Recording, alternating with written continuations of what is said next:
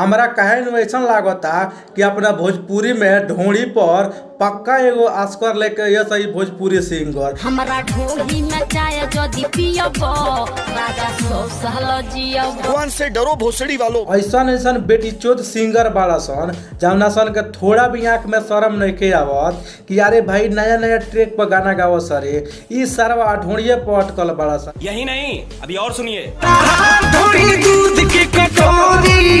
अरे भोसड़ी वाला तहनी के आँख में थोड़ा भी शर्म नहीं के आवत कारे पूरा गंध मचा के पूरा भोजपुरी इंडस्ट्री के बदनाम क के फेंक ले बाड़ा सन। अरे सर थोड़ा शर्म कर सरे कुछ नया ट्राई कर सना। हमरा ढोली में खैनी जदी खइबो बहुत सारा राइटर बालो ओलो से गाना लिखवाओ सब बढ़िया बढ़िया आ बढ़िया बढ़िया गाना गावा सना तो हनी के साथ ढोड़िए पर अटकल बाड़ा सन। सब बेटी चोद एकरा बेटी का चोद। आखिर ढोड़िए पर रहब सन तो कौन झाट उखाड़ लेब सन।